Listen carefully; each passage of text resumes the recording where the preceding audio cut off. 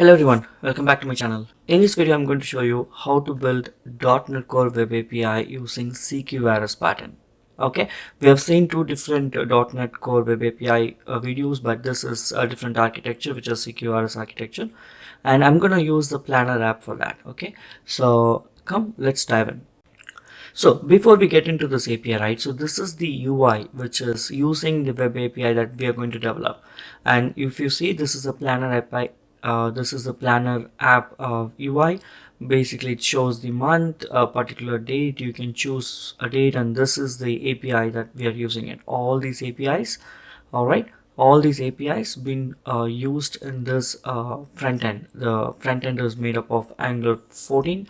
You can go and check that separate video and the source code, right? So this is the architecture. If you open up this project, right, you will have three projects, which is the Planner as the web API project, and then the core and the data. And you can see the controller is very simple. You know, there is no logic literally. Okay, just the the design itself, that's it. And then you can see the commands. Command is what everything is.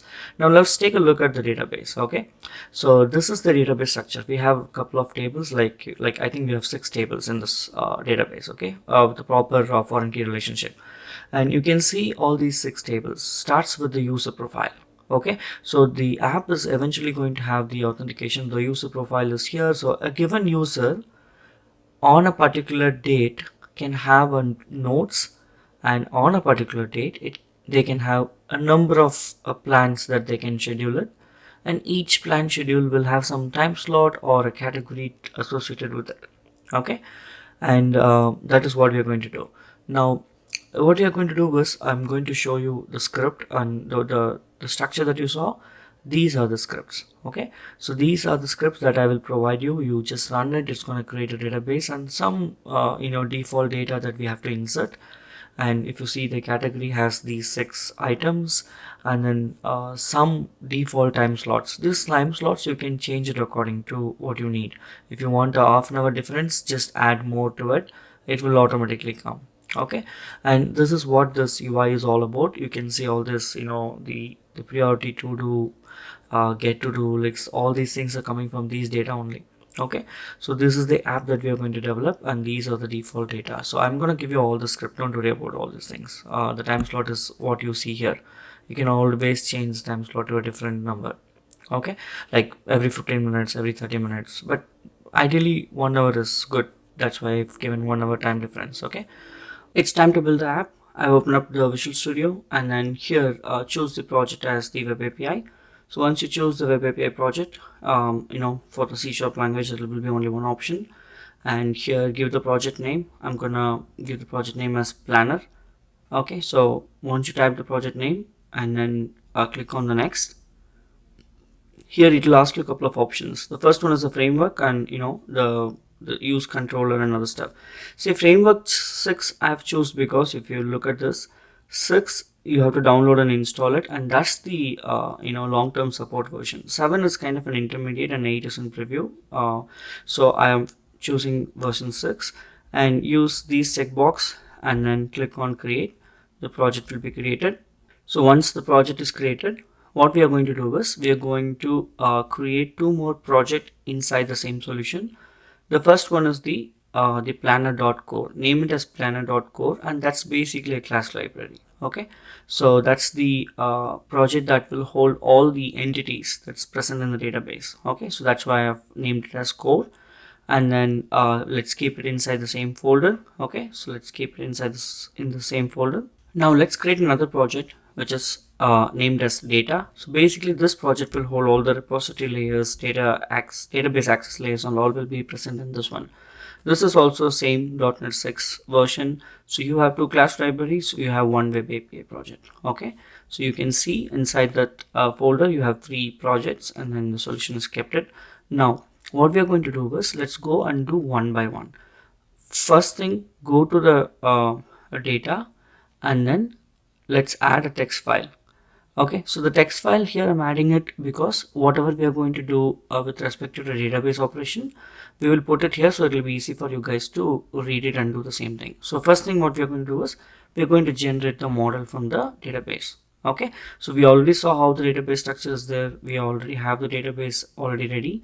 So we're going to generate the classes based out of the database structure. Okay, now so this is the entity framework, I would say command, entity framework .NET EF scaffold followed by the server name, and then provide the project, and then you say model D. It's going to create a model folder, and then it's going to dump all the classes. Okay, now here is the project. So basically we have three different structure of the project, right? So the core, data, and then the main one. That's why you have to specify dash s. Dash s means we are saying where is the startup class located in which section of the project.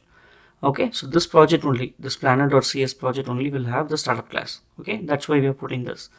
All right, so when we run this, okay, it should generate the classes. Now what you have to do is first to generate the database from your side, and then put your server name in the server name placeholder, and then run this query. Okay, so do this. If you don't do this correctly, it won't generate. Now before doing that, what we have to do is first we have to install the entity framework related packages. So what we are going to do is here Microsoft Entity Framework Core 6.0.13. So the reason I'm using 6 not 7 is, again, the project version is 6. I wanted to have a similar version of all the packages. Alright, so this is one packages, right? The Entity Framework Core package. We will install two more package called Entity Framework.SQL Server and Entity Framework Entity Framework Core.Design. These three packages you can actually install in all the three projects. We copy this, go here, and then just place it. If you do a build, Control Shift B. If you're using Windows machine, Control Shift B will give you the build. It will build the project. Go here, keep the same thing. Okay, so basically we install these packages in all the three projects. So we copy paste this, and then Control Shift B will build the project, and there is no error. Project is building. Now what we have to do is let's go and add the dependencies.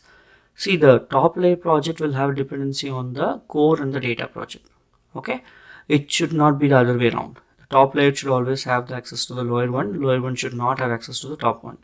Data will have access to the core project. Okay, so that is what we're doing. So let's go inside this folder and copy paste the command that I have given in the readme text file. Once you do that, what will happen is you see this model is created. You can see all the 6 entities along with the planner context also, but we will create the db context class separately on the data access layer. Now right now it has dumped all the 6 tables along with planner context.cs, which will hold the db set of all those 6.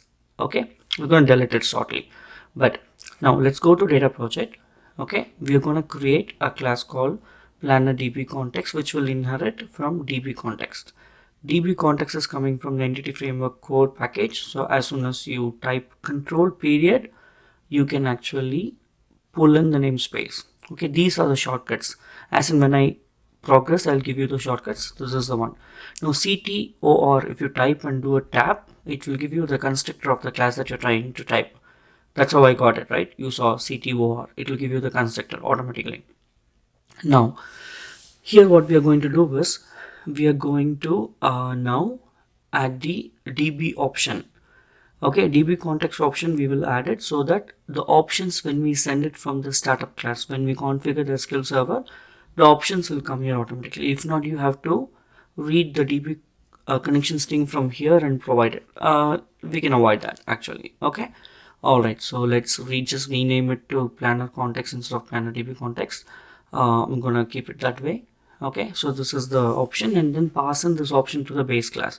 Base class is basically here db context. We are passing this option to the db context. Okay, that's the constructor overload. Now we have a constructor with no parameter and constructor with parameter. All good. Now the next thing that you have to know is for entity framework core, like whenever you use EF, you have to have a public virtual db set of type that class. Each class represents a table. We have category and then 5 more tables, right?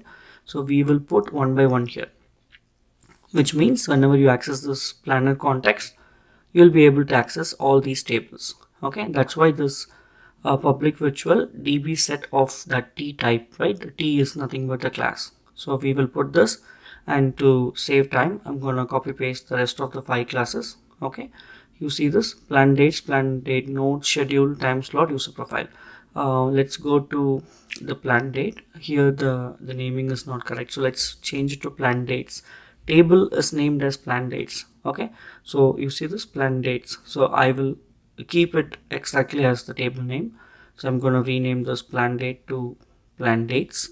Okay, so let's go back here to plan date. Let's rename this add yes to the class. All good. See, the error went off. Good. All right. Now it's time to configure your DB context into the startup class. Go to this program. Here there is no startup.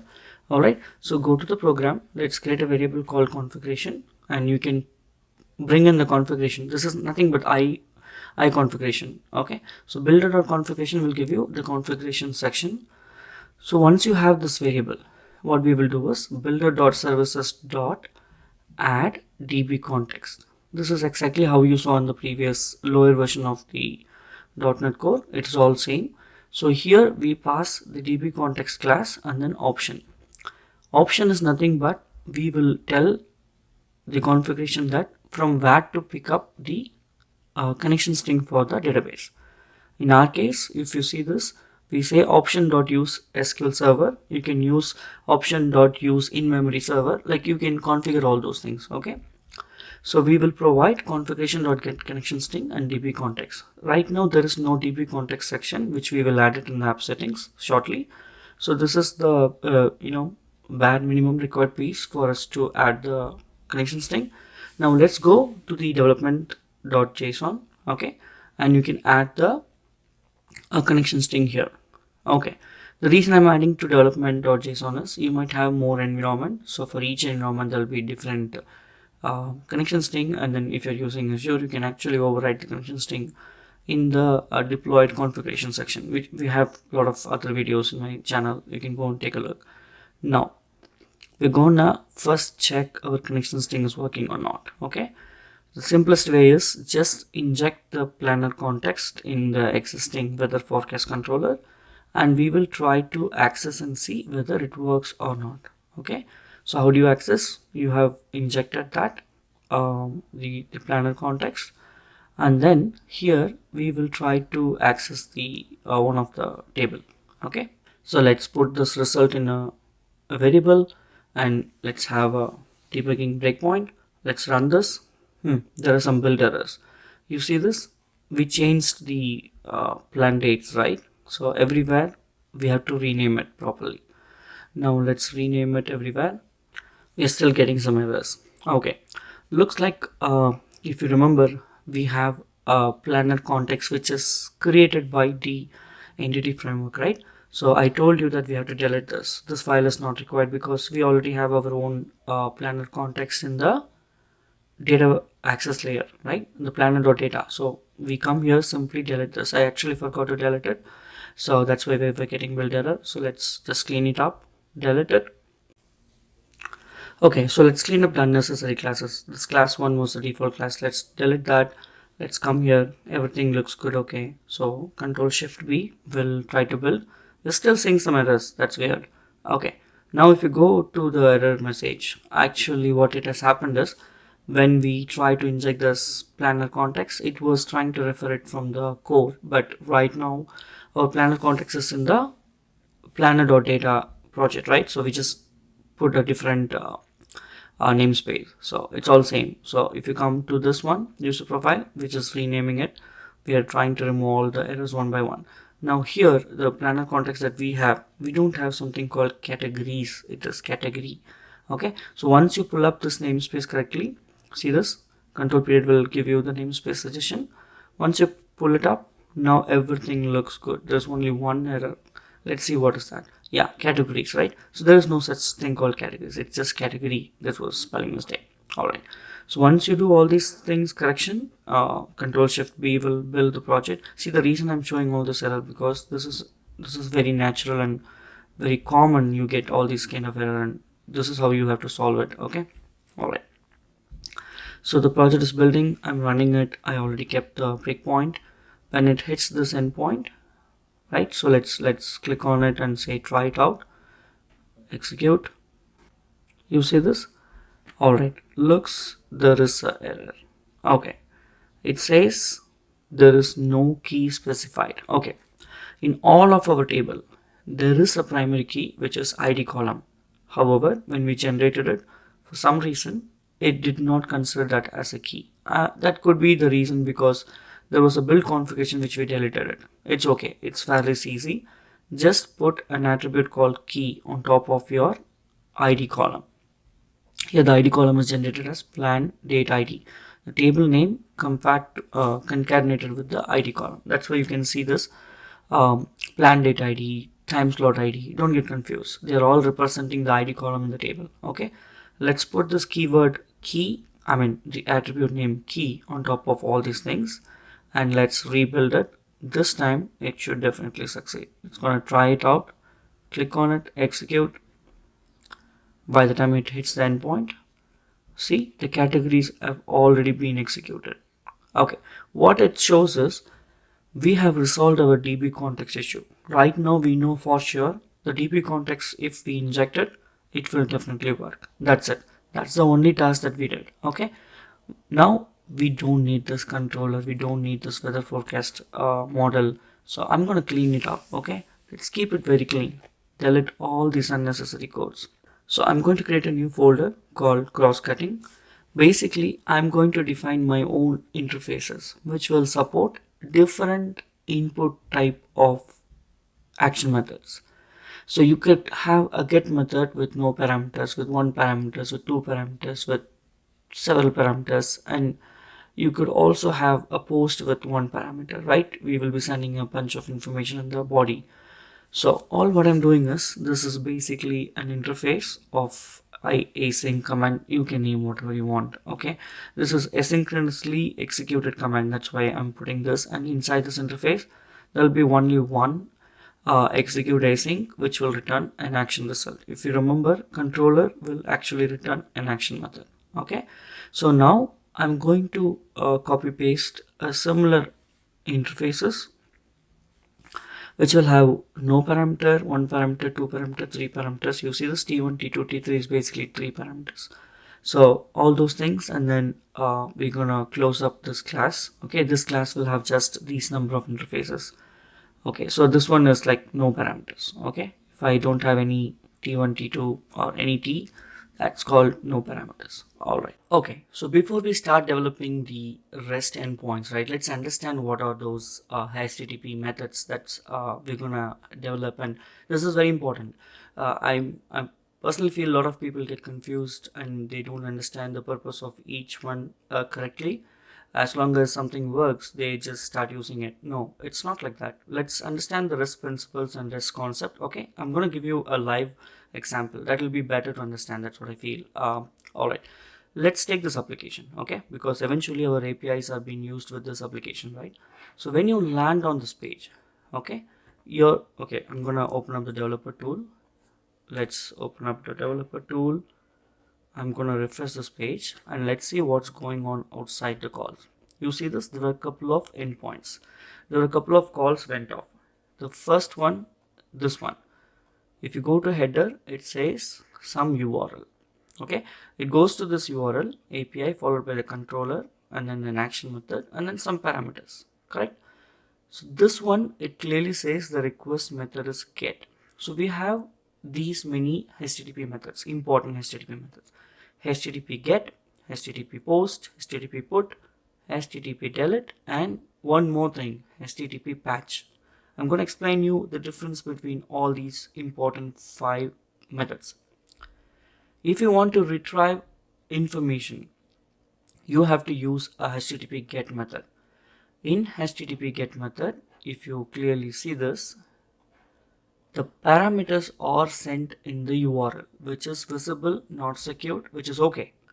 They're all called get. Anything that you see is in the URL with no body, it's called get. HTTP get will not have request body. Remember this. This is an important interview question. Okay. Now let's take a look at this. So this one, we received some data, right? It eventually received some data. That is what you're seeing. Now let's take another example. This also starts with a verb called get user profile. So we just invoked an URL with no parameters, which is okay. There is a possibility that a get method may not have parameter. Okay. When you do that, this is a get method and your return result HTTP status code is 200. I'll come to the status code one by one. Now let's take an example of other one. Post. Post also do not have any parameters in the URL. Rather, it will have the request body.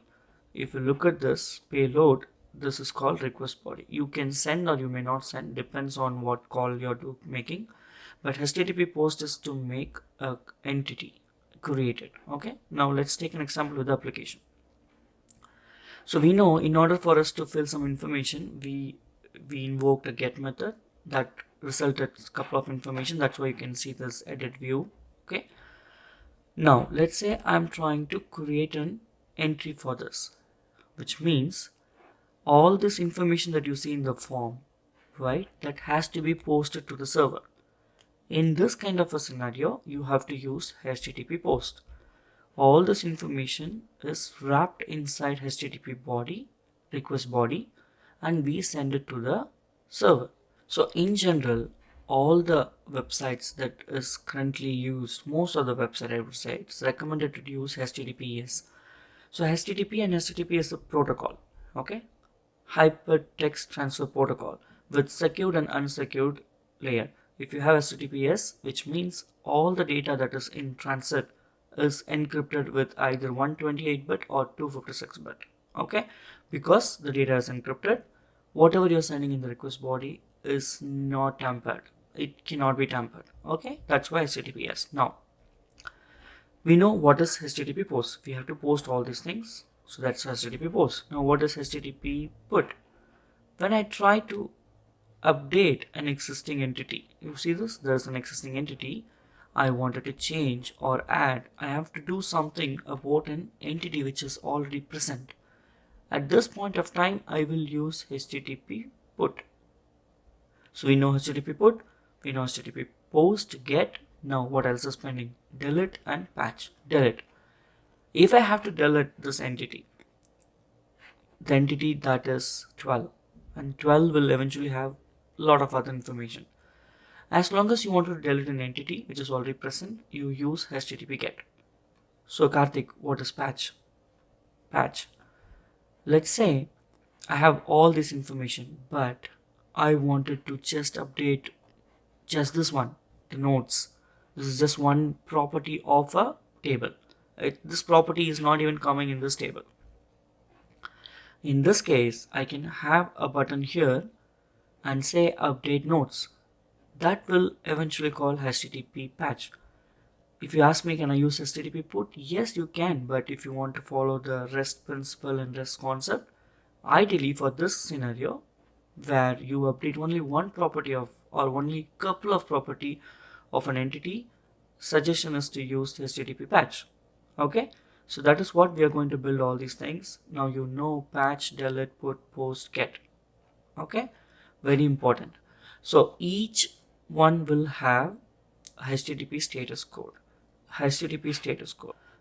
Okay, so HTTP status code, it will be better to understand if you go to Mozilla. Okay, so developer of Mozilla, if you see, there are 5 categories: 100 range, 200 range, 300, 400 and 500 range.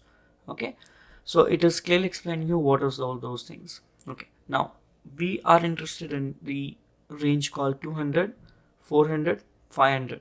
300 is for redirecting the request from one URL to a different URL. Most likely that will not come into our web API concept. It can come into the OData or the regular MVC concept. Okay, 200 related things are all successfully created, successfully accepted, successfully processed states.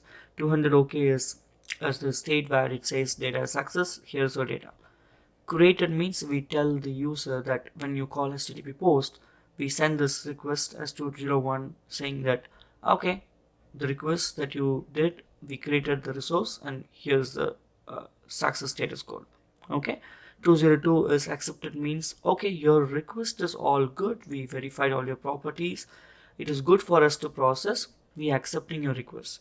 We are not telling them that it is processed, we will process eventually, but it's accepted. That is what it means. Okay, now like this there are several contents, and it's different status code meant for different purpose. Now coming back to like I said, 300 is for the redirection message, 400 is that client error response, meaning client is trying to do something with us and they are not sending the information correctly. What is problem? What kind of issues can come when you send a request? You did not fill up some properties, you did not send some required information. Let's say someone is trying to uh, you know create an address entity, and then they're not sending the street line one. Street line one is important, right? Irrespective of which country you are in, right? That's important. Some country requires zip code.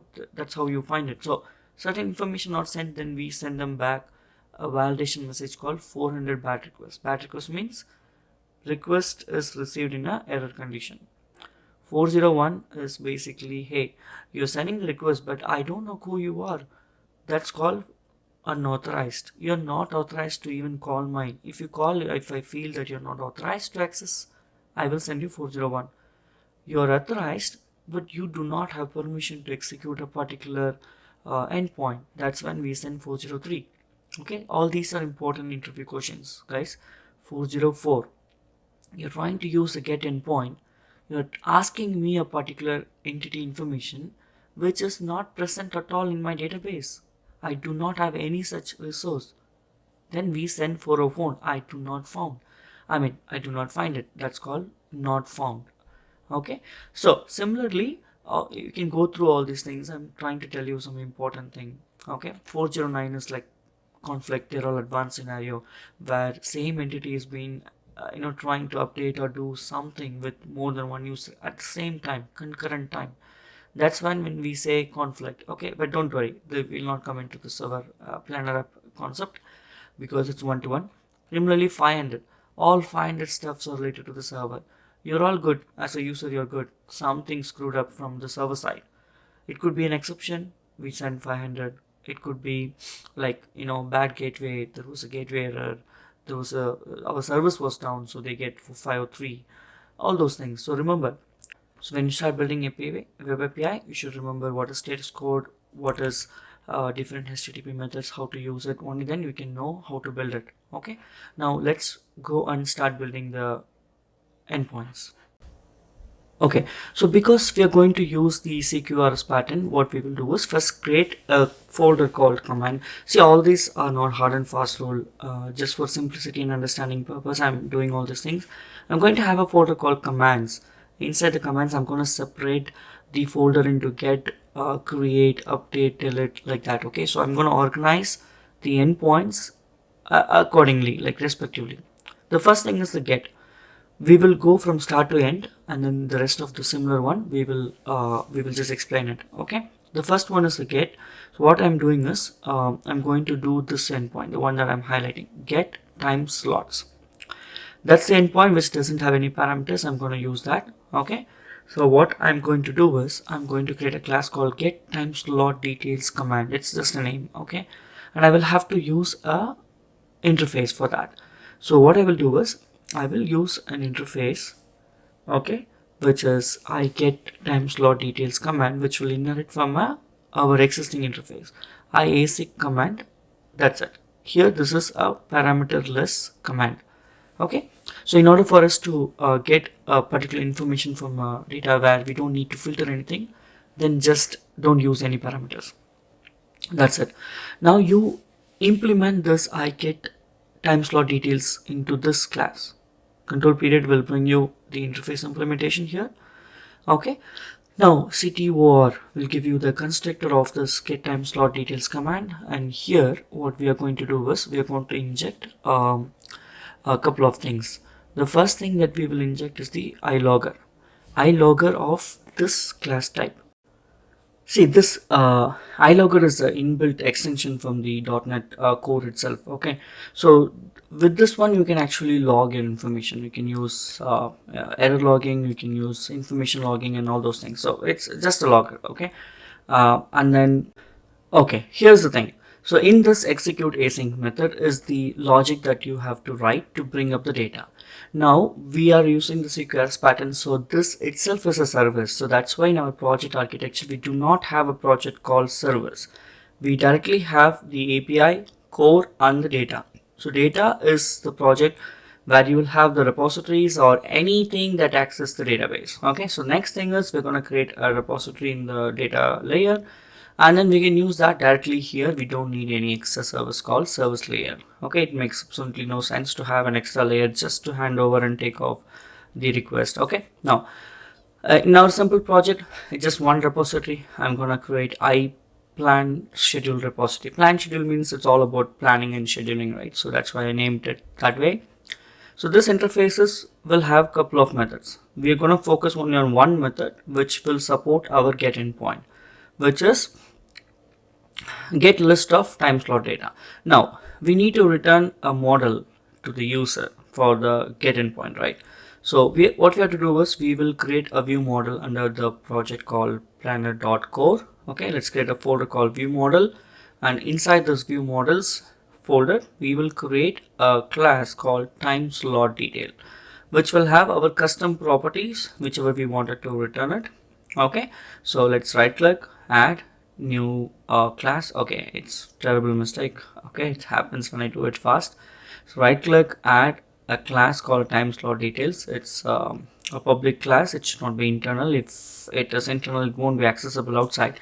So it's got a public class and a bunch of properties. So category ID, category name, all these things. Now let me explain you in a database perspective how we got this data. Okay, shortly I'll explain you. Now here is the idea. We will return a task of list of time slot details. I'm going to use almost every single method as a synchronous method. Okay, so task of a sum result. Okay, and I'm gonna return that, and the method name is get time slot details async. Remember this, whenever you use a return type called task is called asynchronous method, and asynchronous method as designed as per the standard, it should end with the word called async. That's why this method name ends with async. Just try to follow all these standards. It will be helpful as when you grow in your organization or anywhere that you do. It's all good practice, good standards that you have to use. So public class, this one will implement a class with this interface. So CQRS, right? So like CTOR, a constructor is created. Here what you have to do is you have to access the database, right? So we will inject the planner DB context. I mean the planner context, which is the DB context. We will inject a context in this repository, which means we will not have access to these direct database access in any other project, which is the right way of doing. Have it your access to database at the database layer, not in everywhere, right? Don't do that. Now here's the thing, I'm going to explain you how we're going to gather the data. These are the two tables, categories and time slot. You see this? What I'm going to do is each time slot has a category. I'm going to join these two tables and bring in the category name, the time slot name, time slot ID, and a couple of information. So how do you generally join these two? You join with the category to category ID, and then bring up some information. Let's pick up category ID, name, slot description, and we need time slot ID. Okay, and then the order ID. Okay, so I'm gonna pick up all these things in a query design view. You can write it by your own also. I'm just visually explaining you how you can do simply. So if you run this, we're gonna get 21 records. Okay, so when we do the same thing by using the LINQ query in .NET, we should also get this 21 records. This is the reference. This is how you do. You first get the right query from your SQL side, keep it handy, you know what you're doing, replicate the same thing in this method, in any of the method that you implement, and the data should match. If not, you know where it is wrong. Either it is ranked from your SQL side or from your side, right? Start with one reference. Now, this is what I'm doing. I'm using the LINQ query. LINQ query also has the lambda expression. I'm not using the lambda. That also you can use it. But for simplicity, you can use like this. from a variable name in db context dot table name. You are joining this with another alias name called slots, which is nothing but the time slot. So as per the SQL, if you see, we are joining these two tables on a category ID equals of category ID. Okay, we are translating that SQL query into this lambda, the LINQ query, and then you can use a selector called select, and then you can directly use the class name that you wanted to come as an output. Okay, and then we are mapping the information. You can see I'm choosing one by one property of the time slot details class, which will have the category ID, category name, slot description, and all those things. Okay, and then fill the data according to the respective table. Here our alias for the category table is category, time slot table is slots. So you use those two alias name and assign the data property accordingly. Once you do that, so the slot order ID is basically a short, so we are converting it to convert to 16, which will be a short. Once you do this, put a parenthesis and then you can say dot to list. If you say dot to list, it's a synchronous method. We will use dot to list async. As soon as you put to list async, now this will return a list of time slot, which is a task of list of time slot. Now, generally speaking, I've explained in different videos, when you use async await keyword, which means the moment it sees the await keyword, the query or the thread will jump from there to a next processing line. It will stop. I would say it will suspend the thread, and then as long as the data is returned, it will start processing it. In our case, you can use async await here, but if you think properly, this method you don't need to use async await at the repository level. You can actually remove this, and wherever you're calling it, in case you're calling it from the API layer or from a different service layer, there you can use await to await for the result. So I'm going to remove async await and just return a task of time slot details, list of time slot details. Okay, the method is ready. The next thing is we have to add this dependency injection configuration in the program class. To use that, it's same builder.services.addScope. There are three things: add scope, add transient, and add singleton. Singleton is just one instance throughout the application. As the application starts, it's just one instance.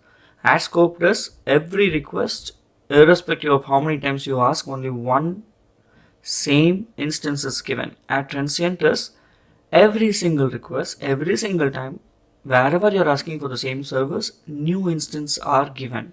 This is important and important interview question. Remember that we add scope. That's the best one that you can do. Use add scope, which is per instance per request. Okay. Now we inject that repository into this command plan schedule repository, and using that you just query that get time slot details. Here you put async await. Once you put async await here, the data line number 26, it will wait, the thread will jump as long as the data is received, then only line number 27 will get executed. Okay, it's good practice to use async await as and when you start programming. If you're new, go take a look at my previous one of the video that I've explained about async await. I can give you those details in the description. Just take a look and let me know if you have any questions. Now that's it, as simple as that, right? The command is ready now.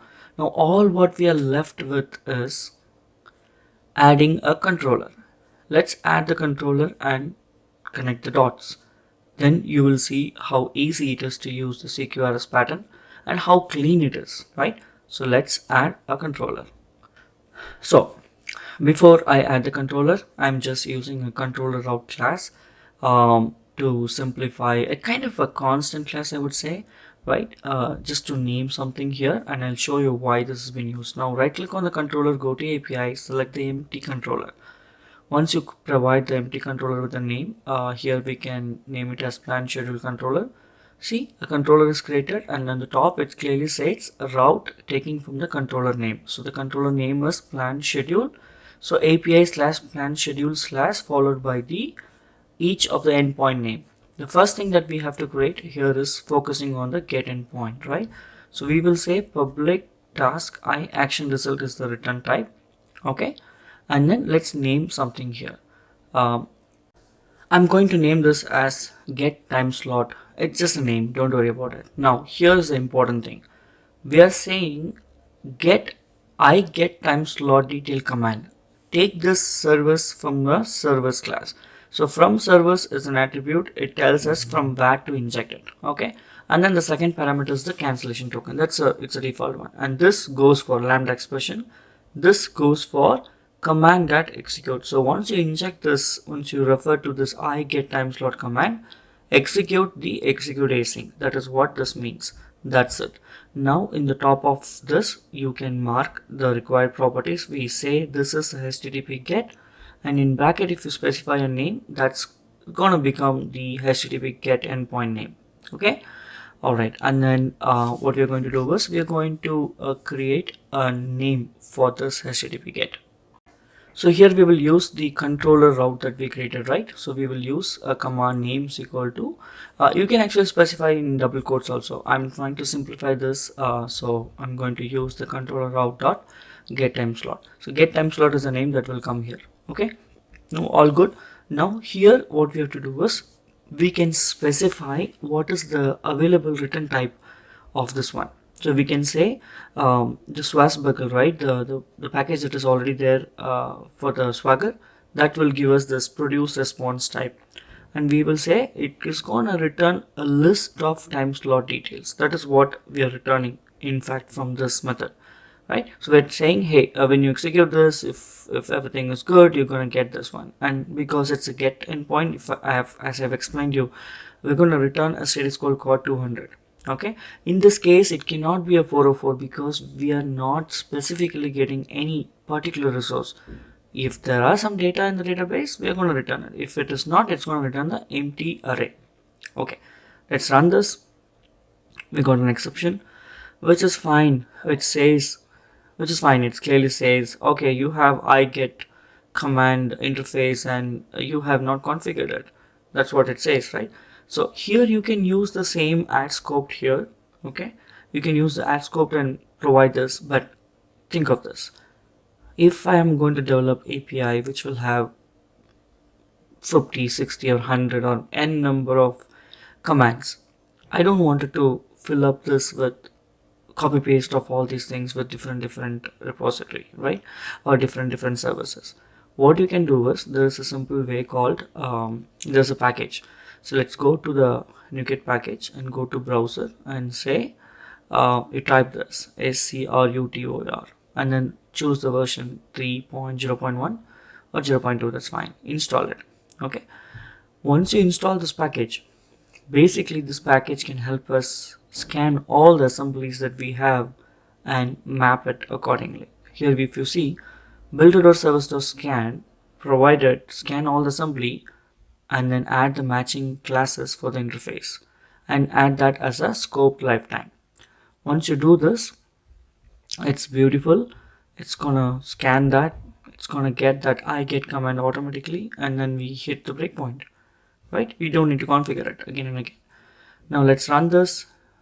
We got 21 result, which is matching with the SQL Server result. Good, that's it. So now you know from start to end generally how a command is created, how a controller is created, how we are configuring it beautifully. Great. Now what I'm going to do is I'm going to explain you one more critical thing called create. Once we finish that create, we will skip this repeated process and I'm going to give you the whole code and explain you what is the rest of the thing that we have done. Now this application is authentication included application. As in when you start develop in the starting, we will not have authentication enabled, right? So what I'm suggesting you is create a user profile, a dummy user profile. Let's pretend that there is someone already there and that user is firing the request. With that assumption, you start building it, you start testing it. If everything is done, then I will show you the real integration of ADB2C here and how to access it from Wrangler. Alright, the next thing is we will going to create a create. Okay, so the create endpoint is what I'm going to explain you. Hold on, let me stop this project. Let's name it as create. Okay, so whatever I'm going to do is going to be almost same, but here and there little change and different queries. but we'll see. Okay, so once you have the create folder, I'm going to create a create command. So what is create basically? Here, all this information that you see, right, including the date, all this information, this is all information that we have to send. So we know what kind of properties and what kind of data that we need to send. So first, let's create a model that supports all this information. Okay, so go to this view model. I create a create plan schedule stuff, and I'm going to copy paste bunch of properties. I have two class, plan schedule class that will have all these properties, and you can see the data annotation which says required and max length.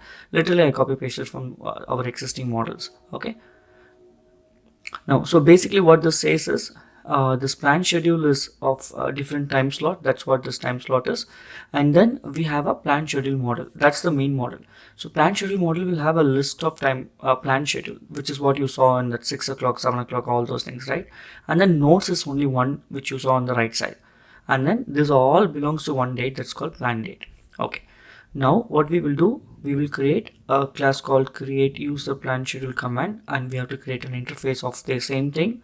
And here, if you remember, we will use IAC command of T1, because in this endpoint we will be sending a model from our caller. It could be UI, it could be postman, it could be anything. That's why a IAC command of plan schedule model, that's the type T. Now why are we getting error? It's basically says for this name it doesn't have one, so there's a spelling, like there's an extra s plural. That's why there was an error. Okay, so IAC command of T type. Okay, that's only one T, T1. Now let's implement this into this class. Okay, CTOR is the constructor, tab it, and control period will give you the namespace suggestion. You implement that. We will inject the logger, and then here also we are going to use the same I plan schedule repository. Only difference is there's no difference. We're going to use the same repository, and we're going to add the required methods over there. HTTP context accessor also we will use it. I will tell you how you can use the user ID. We're gonna, like I said, right, we're gonna create a temporary user profile. So when we test this, when we develop this, we will assume, we will not prevent, I would say, let's pretend that a particular user is being accessing this. Let's finish all this happy flow, sad flow, all the flow, and then I will tell you how to integrate it. Now, what we're going to do is we're going to create a private method which will return the user ID. How we will find the user ID from the token, that will come in the next part of this video. But right now, let's focus on a private method which will return a string, and that string is nothing but the user profile ID. Okay, that's the AD object ID.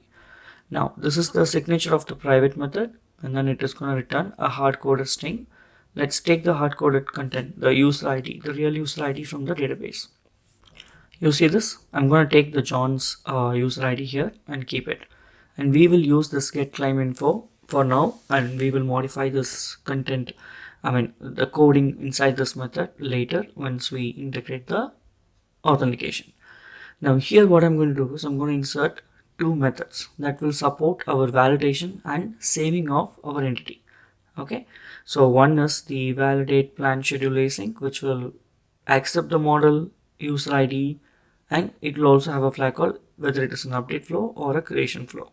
Okay, this will help us to not to duplicate the same validation plan schedule, and we can just flip certain things and validate it. That's why it is used. Okay, now let's go there, let's implement it. Okay, so what we are going to do is control period, it will ask you can I implement it, just select it. It will give you the signature of those methods. Now inside this method we have to write a bunch of code like querying the database, doing some validation, all those things. Okay, so I'm going to copy paste a bunch of code here already, and I'll explain you what each line does. Okay, that will speed up our process of completing this .NET Core Web API.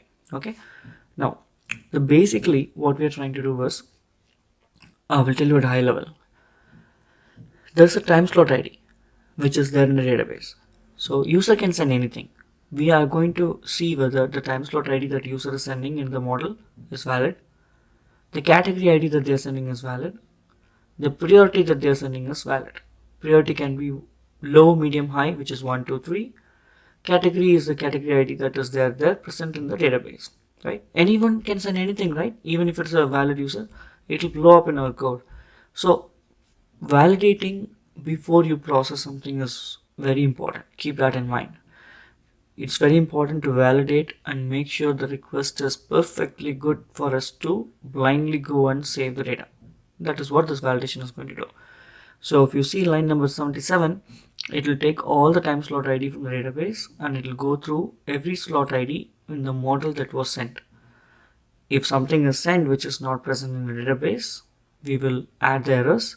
Similarly, we will verify the priorities. Okay, we will verify all those things. You see this?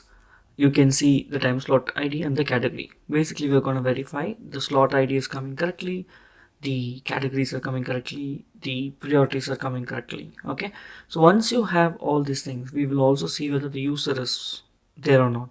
In a realistic perspective, user will exist if the authentication is enabled correctly. Okay, it is impossible that user cannot be there in the user profile.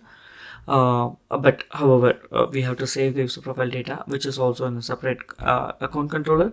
Don't worry about it, it will come shortly. But let's do this. For a given user, only one date can be present. What we are going to do here is we are going to check whether the incoming date is already present for the user. If we find it, ideally we should not be able to create any resource. Instead, we should tell them that, hey, this is a bad request. You're trying to update, looks like, because the date that you sent do already exist. Try to use the update command or change the date to the date which is not there in the database. Okay, so API side, we will make sure everything is correct. You can add validation in the UI and make sure UI doesn't send all those information. That is all a different story, but make sure your API is perfectly correct. Do not rely on the UI. As long as the API is protected, doesn't matter you build in React, Angular, or you just use the Postman, doesn't matter. API will save you. Okay. Now that is what we're going to do. Now once that is done, this is an important piece of information. See, plan dates is the high level table. Under this, the child table is the plan schedule table. Plan notes is again a child table. So the whole concept of the save is you pick up a plan date entity. In that entity, fill up the date, and then there will be a collection of plan date note and plan schedule. So what we will do is we will gather the information and then insert those collection and add it to line number 69. Add that and save it. It will save all the records automatically. Okay. Entity framework core is powerful enough to figure out who is parent, who is child, and then respective foreign key relationship content will be automatically added. That's the beauty of the EF, and it's called EF graph. Okay, so you add the parent child properly and just save the context. All the data is tracked. Everything will save successfully. Okay, you're gonna see that.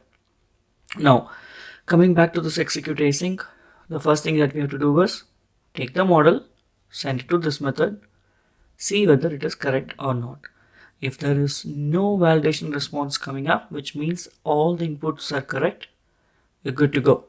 If you find something, return a status code called 400. If you remember, I was telling you 400 latest status code is a client issue. Client did not send something correctly. That's called 400 status. So here we will say bad request and then we will send them what is wrong. What is wrong is there in the validation response object. We send that completely and you will get to see when you do something wrong, the information will come on the front end. Okay, and that we will see from the Swagger itself. And if everything is good, if the flow is good, send this information, call the save plan async, do a wait on that, and then send the model itself. See here, like I said, ideally speaking, you're supposed to send 201. You can also send 200. It's always a debate. If you're sending 200, send the processed collection. In our case, the model has all the data. Along with that, line number 41 will have the plan date ID. That's it. All good. What else is pending? If you try to remember, this one has to be added in the controller, right? This endpoint has to be added in the controller.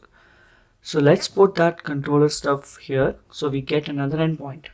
So here the endpoint is this one, create plan schedule. It's all same. The only difference is line number 23.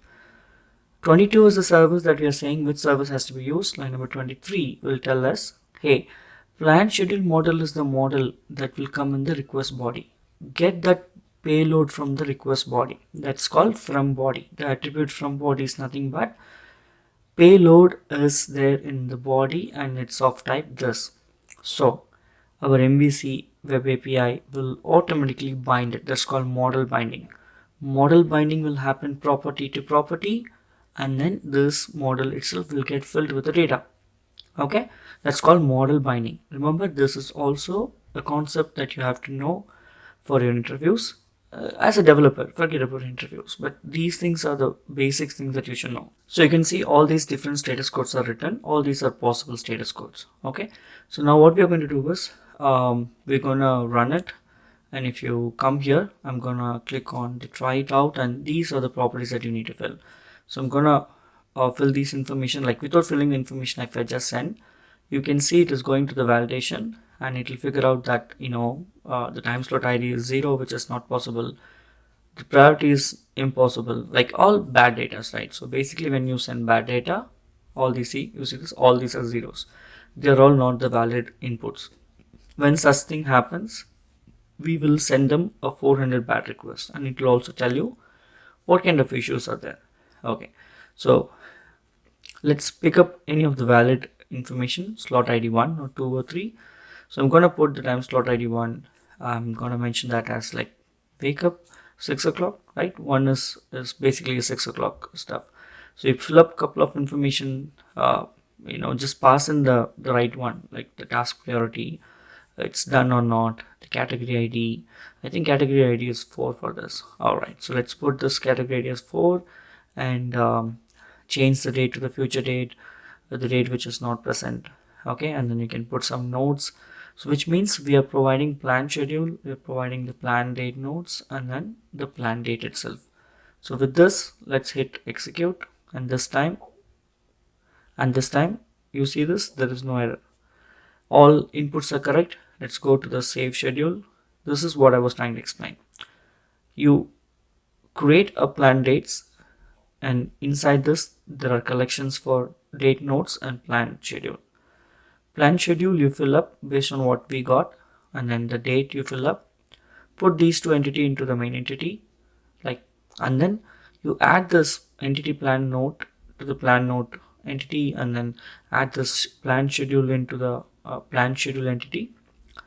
Now the parent has these two childs, and then add the parent to the table.add, plan dates.add, pass in that object itself. Which means now what will happen, all the data are tracked and all the foreign key relationship information is saved, and 17 records got affected. I think no, 17 is the ID, the ID of the plan dates. I'll show you. So let's go to that specific table, plan dates, and if you run, you see this 17 is the one that was created, and the user profile ID was 2. If you remember, our user profile table had, right, the second profile. And if you go to plan schedule and see the respective one, the one which we marked as 6 a.m., that is also present here. All the way through, come down, see this is recorded, wake up in the morning. That's how we save information in the tables in a graph way. So I know now how you developed all these things. So you know how to do a get, how to do a create. Similarly, we will see how to do a put, patch, and delete. But this time, no more further explanation. I'm going to show you the code that is already present, and rest and all is all same. The whole purpose of this video is to know about how CQRS pattern works, the architecture of CQRS pattern, and how you can use Entity Framework Core and all the other stuff.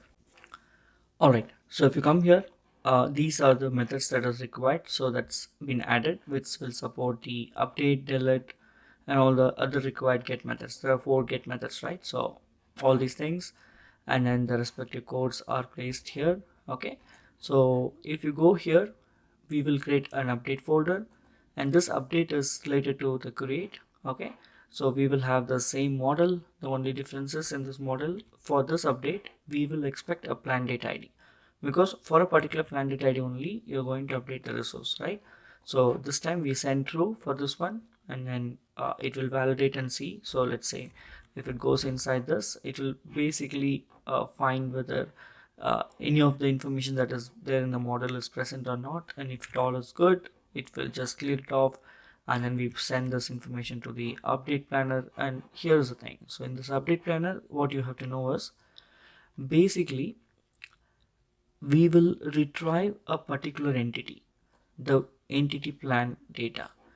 So we fetch a particular date ID that was sent for a particular date, and then we will include the child tables. We will include a plan date notes, plan schedule, okay, and then we filter it based on the date that was sent and for a particular user, because that table will have the same date for many users, right?